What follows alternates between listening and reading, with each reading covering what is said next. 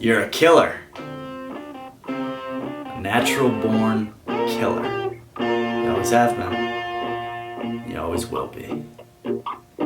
Moving to Texas, getting a job at a used record store, going to the movies with Tommy, clipping out coupons.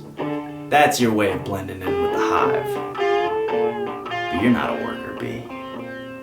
You're a renegade killer bee. No matter how much beer you drank or barbecue you ate or how fat your ass got, nothing in the world would ever change that.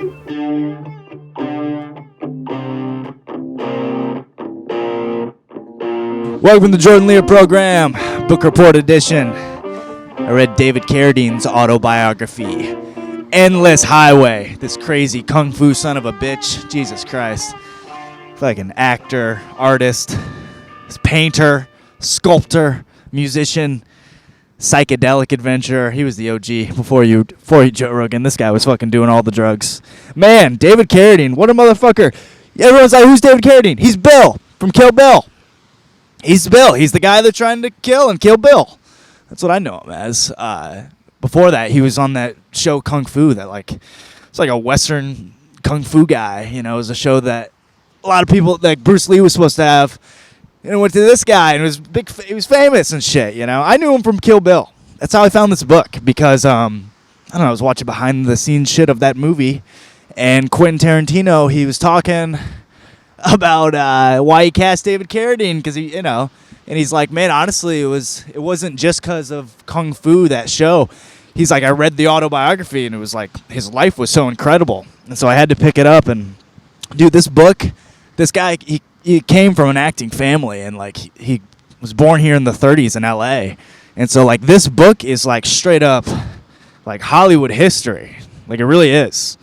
It really is. Like the birth of Hollywood. This guy's got old history. How did it start out? I mean, he's such a okay, so he's born here in the 30s, and he's like, dude, I was born in Sherman Oaks in the Valley whenever like LA still had rivers. Like, the rivers here, if you see, like, the L.A. River, it's it's a canal-looking dump of nothing trickling through, like, of sewage, basically. And he's like, yeah, we used to rain here, and there'd be rivers. And, his dad was an actor. His dad came out here, and he was the first one in the family, John Carradine, to break through. And he came out here, and he started, like, painting sets, and he could act. He knew some fucking Shakespeare, baby.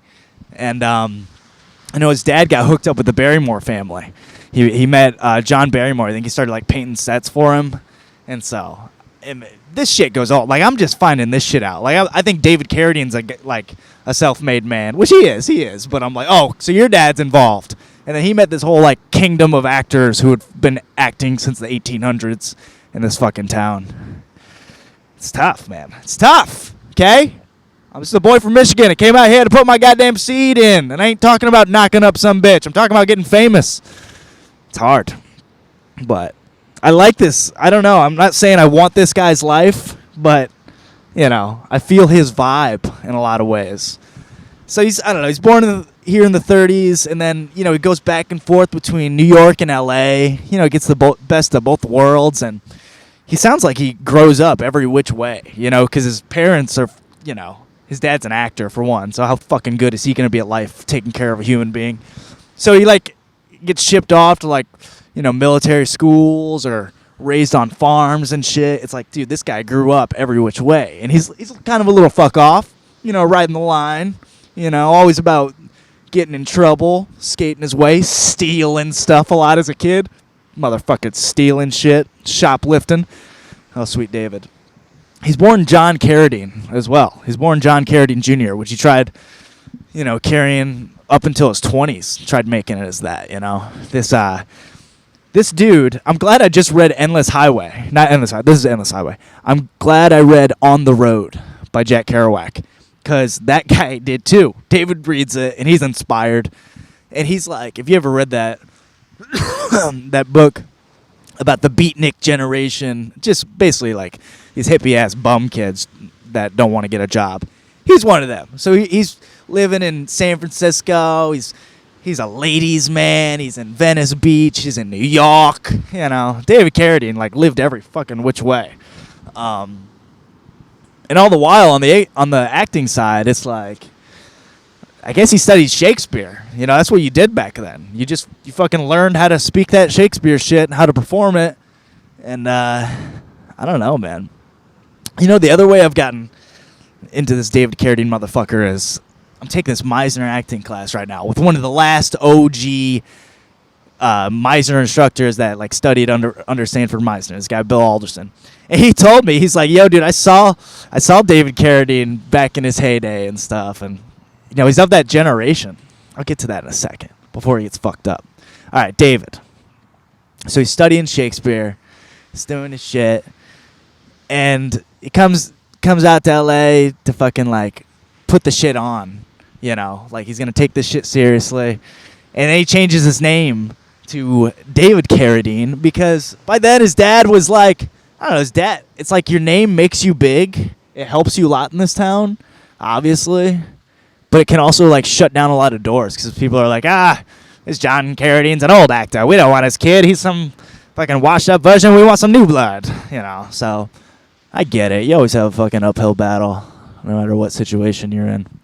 But David gets into drugs a lot. Gets into women and drugs. Not cocaine. He said he didn't care for the cocaine. Plenty of smoking grass, drinking booze, and peyote. Tripping out on psychedelics.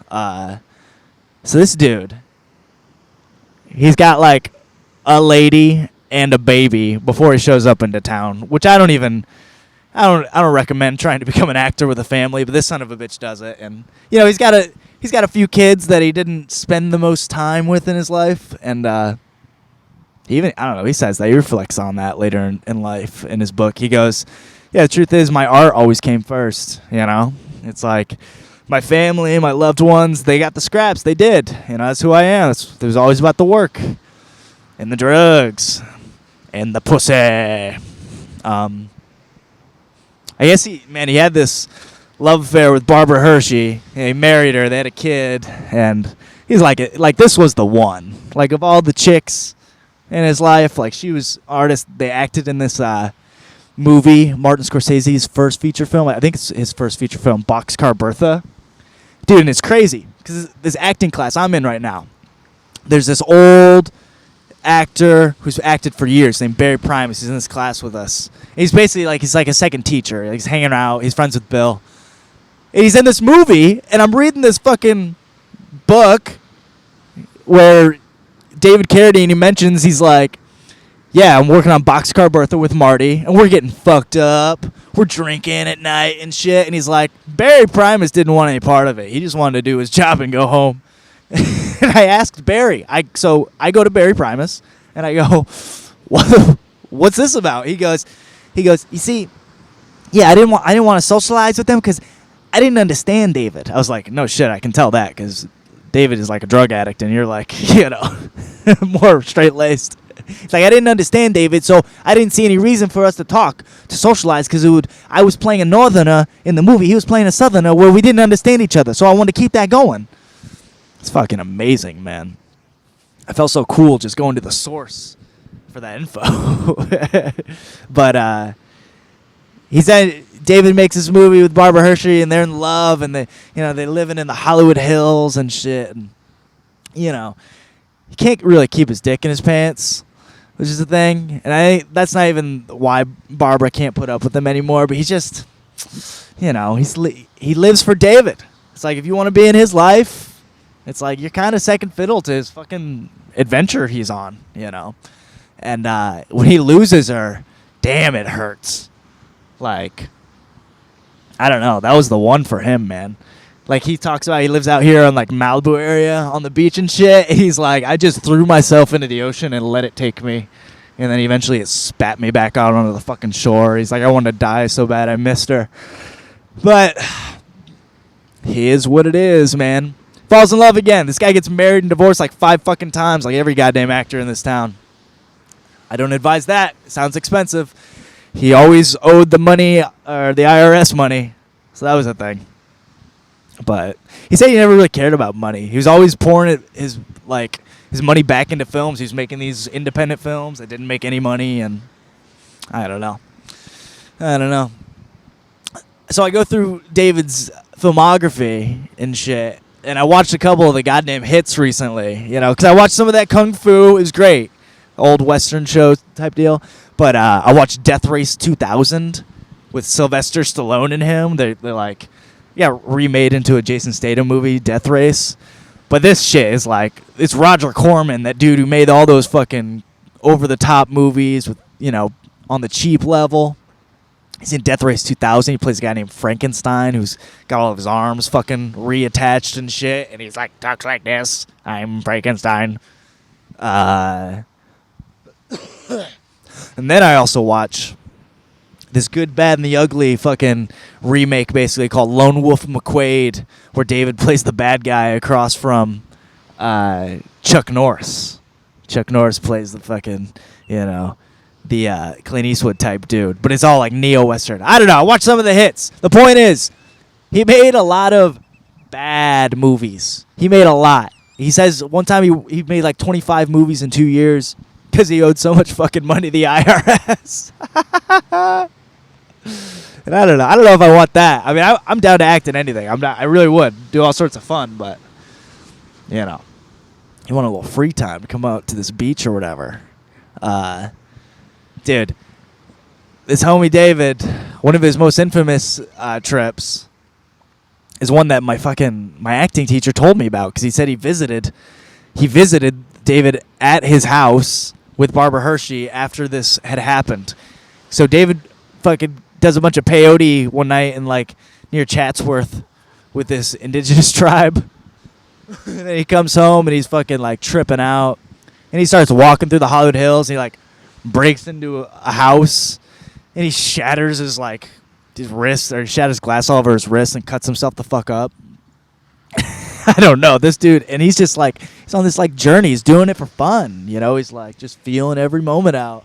And anyways, he ends up like all over the news, you know. TMZ of the day back then comes in, and then Kung Fu gets canceled after that. So this is just what this guy fucking did. I don't know, man. I don't know what to say about David. I wanted to read a couple things he said.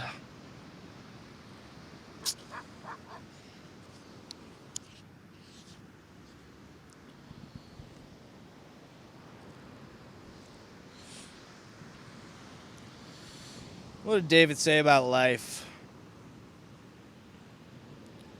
Unfortunately, I always like get obsessed with these types of characters. Like I read Slash's autobiography. I read fucking Keith Richards' autobiography. You know. Hold on. He had something important I wanted to read.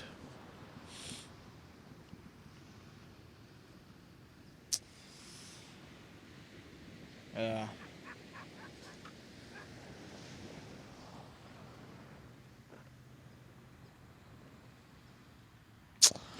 Alrighty. This is pretty much like the ending of his book. This is what he's saying. I love this world. It's fucked up. It stinks. It's delicious. It has heart. And now I have to step away from this book, this catharsis, and get on with things. My life has been filled with action, adventure, glory, and disgrace, romance, farce, and pathos, damnation, and salvation, illustrating the best and the worst of life on earth. I've led a life full of extremes. I've gone as far as I can go in many respects, sometimes right over the fucking edge. With all the things that happened to me and all the attention I've been paid, I'm still pretty confused by the whole process of human existence. After all the triumphs and failures, the lovers, the detractors, I still am not finished. Not hardly started, really. There's a whole slew of still things undone, dreams not yet realized. I'd better get on with it. Get back out there on that endless highway and give them some more hell. I don't have forever, as far as I know. He died jerking off while hanging himself. I don't think it was on purpose. They said it was like an accident. It was autoerotic asphyxiation, you know, where you like choke yourself like you're almost going to die and you jerk off and it's this crazy high. Don't do it, by the way. No one should do it. Obviously, he shouldn't have done it.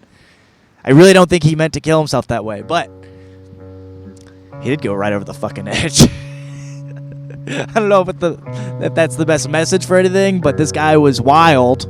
I don't know. Do with that what you will. He was always after adventure, peace, harmony, and love. And feeling something. Whatever the fuck that is, you know? Expressing something. He was that. And he's like old. He sounds like a kid when he's feeling that way. He's still trying to capture that. Get after that. Wake up every day. Get some good fucking shit. I don't know. Whatever that is. He's got regret. You know? Definitely didn't spend as much time with his fucking kids as he should have. You know. So. Life is balanced. No one gets it alright. You don't get it alright. Thank you, David. Thank you. I'll keep this dude's spirit in mind for the rest of my life, really. Touched by this book. Over 600 motherfucking pages. I better be. I read the shit out of it. Alright, that's Book Report.